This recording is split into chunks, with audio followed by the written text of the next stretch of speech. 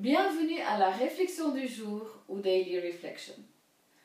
Nous sommes le 17 février.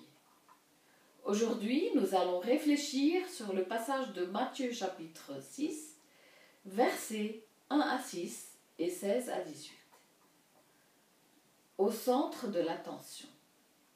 Écoutez bien.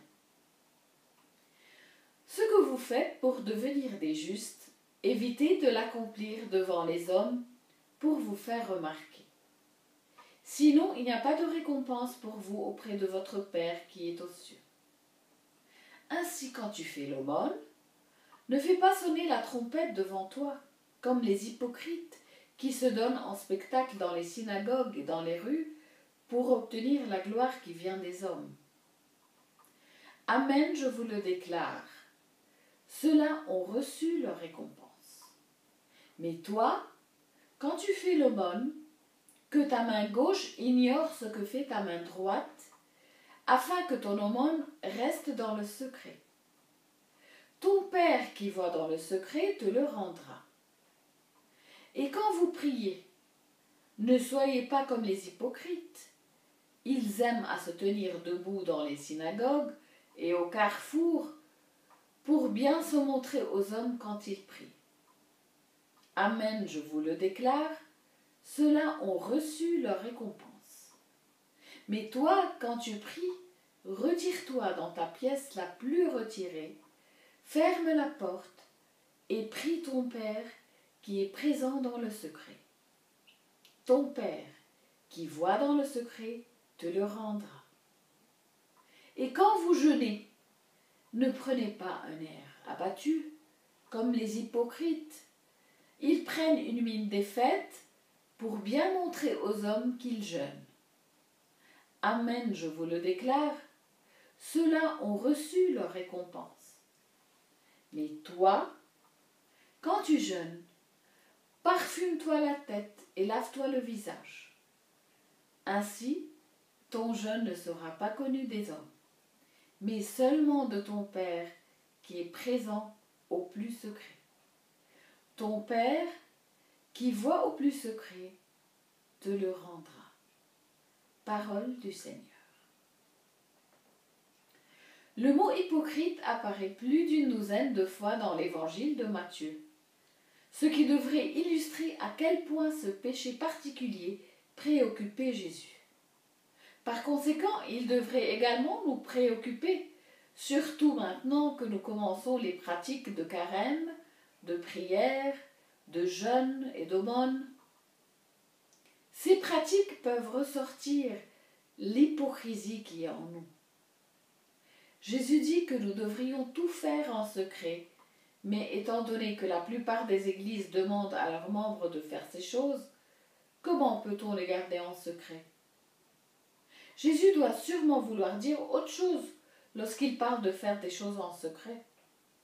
Oui, il le pense.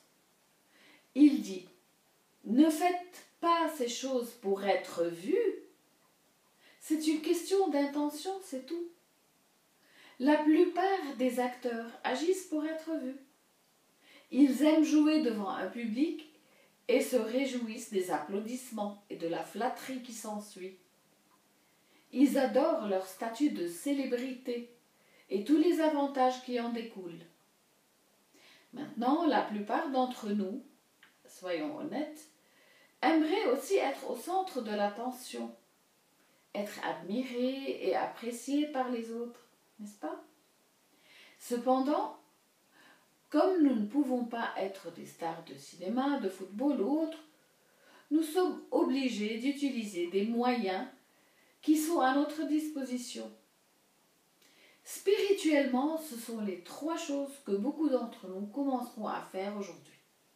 La prière, le jeûne et l'aumône.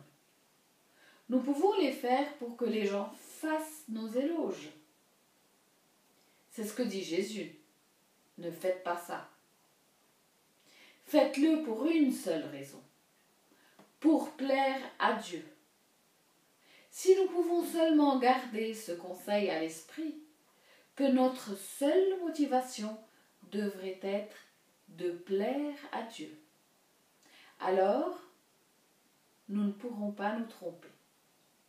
C'est pourquoi, lorsque nous prions, au lieu de faire de longues prières en public, allons dans notre chambre, fermons la porte à clé et prions notre Père qui est là dans le lieu secret, comme Jésus nous le conseille, selon Matthieu 6, 6.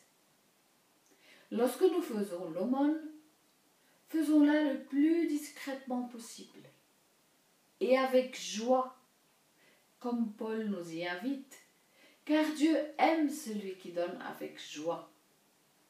2 Corinthiens 9, 7. Et lorsque nous jeûnons, montrons nos visages épanouis, afin que personne ne sache que nous jeûnons. Et comme Jésus nous l'a promis, Dieu nous récompensera dans tous les cas. Avant de conclure, il serait bon de réfléchir à une autre chose. Pourquoi faisons-nous ces pratiques uniquement pendant le carême? Ce sont toutes des disciplines que nous devrions suivre chaque jour de notre vie en tant que disciples du Christ.